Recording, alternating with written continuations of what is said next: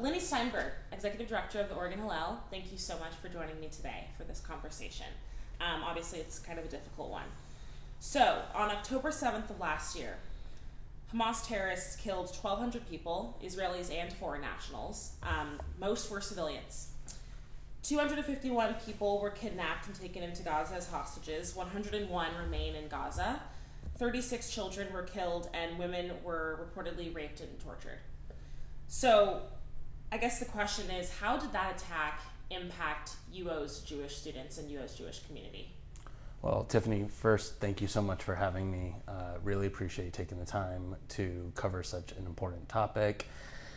Yeah, I took over as the executive director in June. However, I was fortunate enough in a previous role to have a lot of connection with the University of Oregon, and we also oversee operations at Oregon State University. And certainly here in Eugene, our Jewish students, lots of emotional and mental pain. That is a lot of what they're going through. We're really fortunate that over the course of this last year, there have been very little to none physical assaults or acts of violence. Obviously, there have been numerous protesting for a variety of different reasons. And right now, I would say there's a common thread within the Jewish student community here at UO, and it's the feeling of, am I unsafe, or am I actually uncomfortable? Those two words or items, I think, are threads of the needle that our Jewish students are really trying to figure out here. Items like chants and name calling at so many times can really make us feel unsafe through our lived experiences. And yet one could easily come in and say, well, are we really feeling unsafe, or is it actually a feeling of discomfort? And I think that that's something that our students are really grappling with right now. I worked with a close group of students in the last week to build our October 7th 1-year anniversary vigil. And I can tell you, as we were printing the 101 hostage posters that will be displayed at the Memorial Quad today from 10 to 4, it really was starting to hit home for a lot of these students who were seeing faces they may not actually know, but seeing names and ages that really spoke to them. And it was a very impactful moment for this group of students to come together and build this vigil together and lead the charge as they're feeling a lot of unrest on campus at the moment. And then tonight, Israeli student groups and their supporters will be gathering at the EMU to commemorate those killed in the October 7th attack and the remaining hostages. Why is that important for the Jewish community to do here? Yeah, so as you had alluded to, October 7th, 1 year ago, this was the greatest attack on the Jewish community since the Holocaust that happened from the 1930s to the mid-1940s. 1,200 Jews of all different backgrounds, ethnic groups, even religious affiliations within the Jewish community were slaughtered, murdered, assaulted. And we often say in the Jewish community the phrase "never again," and that was a moment that felt like a never again. How did we let this happen again? And it really speaks to why a Jewish state is so important to us, a homeland. God forbid worse things were to happen, there's a place for us to go to feel safe, to call home.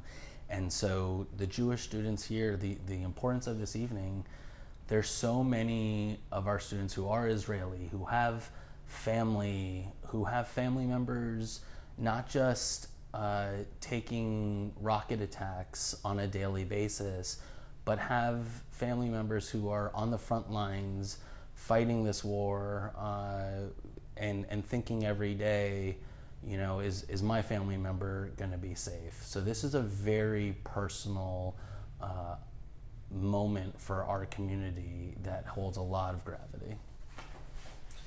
So last year, if we could backtrack for a second, so last year the Oregon Hillel condemned the campus protests, most of the campus protests, and the People's University encampment on campus. Those protests featured slogans like "From the river to the sea," "Palestine will be free," "Globalize the Intifada," and "Resistance is justified when people are occupied." Those protests are expected to continue this school year. Are you concerned about what the next year of protests will look like? Yes, and I wish I had a crystal ball. I don't know what this next year will really hold for us. I will say I feel fortunate that we're a week into school, and currently no large gathering or protests or encampments have taken place on campus. We are aware of some community protests and march happening that happened over this past weekend and that are happening today, and those groups are totally within their right and should be holding those protests. And yes, and this goes back to the lived experience as a Jewish people. Chants like "From the river to the sea" or "Screaming Intifada," it's tough because while they all fall under protected speech, to us as we have had these shared lived experiences as Jews, those feel like those are threats to us. Those are saying, "From the river to the sea, Palestine will be free." Well, what does happen to the state of Israel? Do all of those people not matter? Are we going to displace another large group of folks?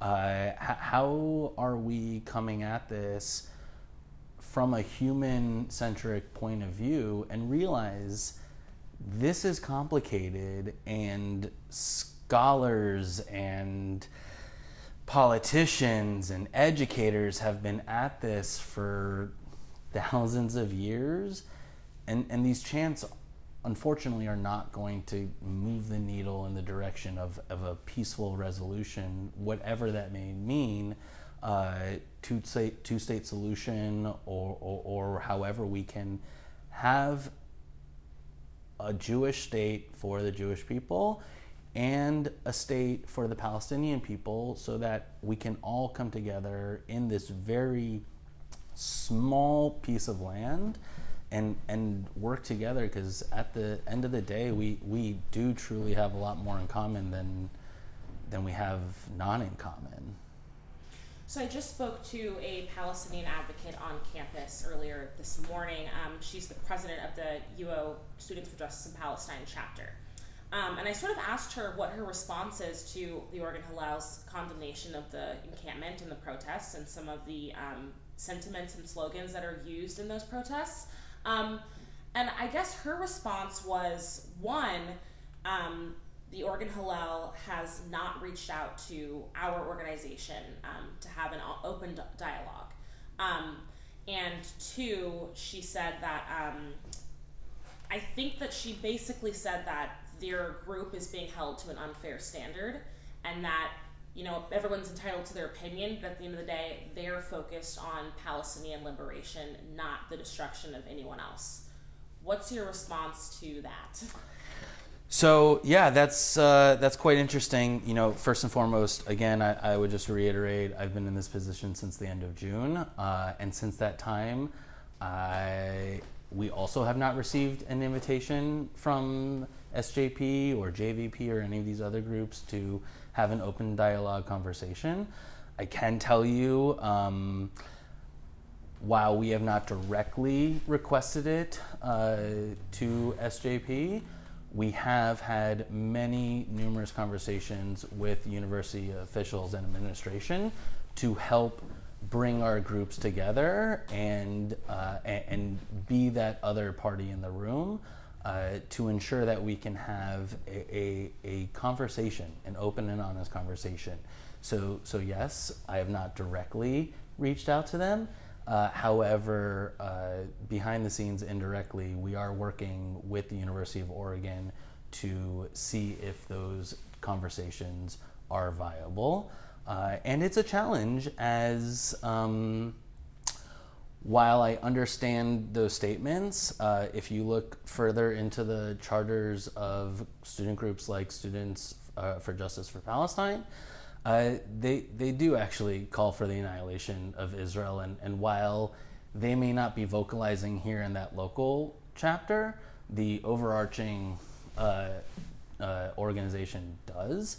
And so that's a big challenge for us to even have an open conversation from the very beginning. And if we're able to recognize that there should be a Jewish home state, and it can be Israel, and there can be a Palestinian state, always open to be at the table. I will never shy away from having that conversation, wherever that road may lead us, absolutely. And so I welcome it. I certainly welcome it with as many who would be interested in hearing what that conversation would look like, and we can go from there. Yeah. Another comment on the, I guess, debate over slogans and sentiments. So, I mean, Palestinian advocates on campus accuse pro-Israel supporters at UO of conflating anti-Zionist sentiments that they're saying are anti-Zionist with anti-Semitism, calling it an attempt to curb free speech and distract from the rising death toll in Gaza, which is upwards of 42,000. Do you feel like Oregon Hillel is trying to curb free speech? No, not at all. Short of the end. I mean, look, that's the long answer. That's the short answer. Not at any moment in time. I advocated for the university to put up their freedom of expression website to lay it all out so that every student, no matter whether they're Jewish, Muslim, Christian, no religious affiliation, really has an understanding of what their rights and opportunities are. And we would never do anything to shut that freedom of expression down. Okay. Let's see. So the ADL recently released some statistics that more than 10,000 anti-Semitic incidents have happened across the United States since last year, October 7th. I think the count was from October 7th of last year to September 24th, sometime around there. Mm-hmm. And about 1,800 of those occurred on college campuses. Have there been any incidents of anti-Semitism that you can point to at UO or in Eugene? I'd have to really look at the data and statistics again.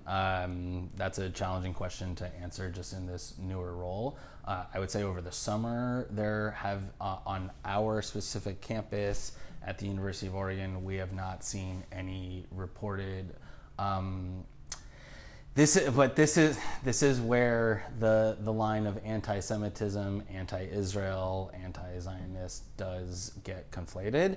The one major thing that I would point out actually is just right before school started, on Thursday, September 26th, someone climbed the flagpole at Hayward Field and ripped and tore down the Israeli flag and wrote graffiti down at the bottom. And I can tell you that was quite a monumental moment for our community going into the school year, realizing so much hate still exists there. And while some may reflect on that as anti-Israel, or anti-Zionist, to us that's anti-Semitic. There's a Star of David on that flag. It represents the Jewish people, and you are telling us that you want to rip and tear us down. So yes, there have been acts of anti-Semitism just within this last week, and we unfortunately expect more to happen. Luckily, at the current moment, the only other major thing that I'm aware of that was not anything physical, but certainly created mental and emotional scars, was a student's mezuzah, which is a small piece of Torah scroll for the home, a prayer for the home as you enter, was torn down in one of the dorms over this last year. I can't speak to the city of Eugene, unfortunately. While I am a resident here, I'm really focused at the University of Oregon. Yeah, and so last year I spoke to a Jewish student over the phone, and he chose to remain anonymous, but he said, I think if I'm remembering correctly, he said that people have seen the Star of David around my neck and oinked at me. Mm-hmm. And that was, I think, very impactful, what he said, right? Can you just provide a little more context? Because I think that there's a real disconnect that happens where people don't get...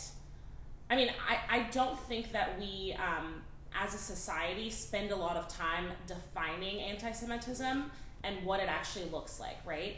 We learned about the Holocaust, but did we learn about, like, the exact... or the more broad, the broader definitions of anti-Semitism and how that evokes a visceral reaction with the Jewish community. Can you just say a little bit more about that? Yeah, look, I really, and I apologize, don't ask me to quote it verbatim, but I typically abide by the U.S. Holocaust Museum's definition of anti-Semitism, or it's the IRHA's definition of anti-Semitism. That's typically what we abide by, and it for me is any act, physical, emotional, or mental, against Jews expressing their identity, and it's a tough one. I will say, over the summer at introductions, I met one too many parents and students who came up to me and said, I don't feel comfortable, or I told my Jewish student, please don't wear their Star of David, don't put up a mezuzah, don't do anything that might identify you as Jewish, because that may create an opportunity for someone to have hate. And that's really tough to swallow. Hiding our identity is not anything anybody of any background should ever have to deal with.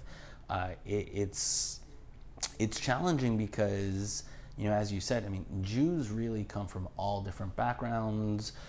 We have Jews of color, we have queer Jews, we have all different kinds of Jews, and you can't necessarily just, use a stereotype and think someone is Jewish, we are an ethno-religion, and that's where a lot of these things get conflated, where people think that, Jewish, that's a religion. And sometimes I really will separate, there is being Jewish, the culture, tradition, at times rituals, being a part of our people. And then there's Judaism. That is the religious aspect. That is the prayers, all reading of the Torah, those keeping the Sabbath, those things. And that's what really gets conflated with this definition of anti-Semitism is for us, a Jew is a Jew is a Jew. It doesn't matter what background you come from, and you don't have to follow the religion so closely, but you could be Jew and more the ish, and you're still Jewish to us. And so it's really hard to just hear that folks are having to hide their identity because they're afraid of coming up against anti-Semitism. Are there any plans that the Oregon Hillel has or is thinking about setting up just to make sure that students are protected this next school year?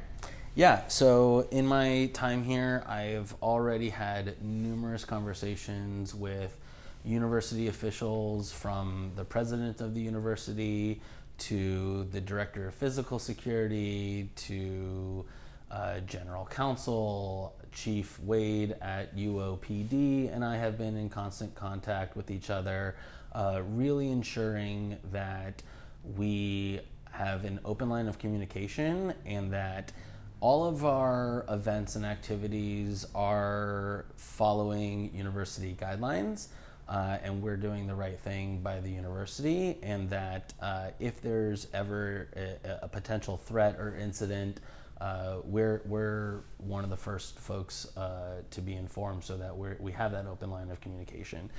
Additionally, and this is something that we have not done in the past, but we did do this last year and are continuing to do going into this academic year.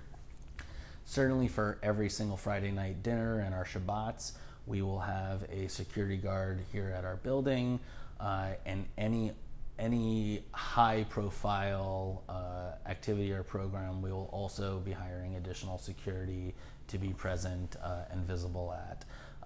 And again, also been having open lines of communication with the Eugene PD to just ensure if there were a city protest or something that were to make its way onto campus, that open line was here, so we knew what was going on and how to keep our students as safe as possible.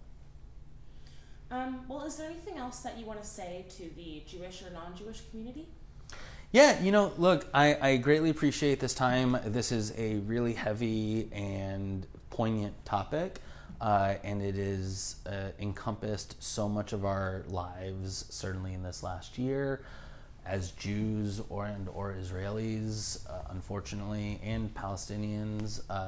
This has encompassed our lives for way longer than just a year, to be quite honest. So this has been something that has been going on for a long time, and at the same token, I really want to ensure I am here to have Jewish joy for our students. I'm focused on high visibility for our organization, being out in the middle of campus, doing fun things, not always centered around Israel, even if it's just a group of students going bowling or giving out apples and honey for the Jewish New Year of Rosh Hashanah, which we did last week.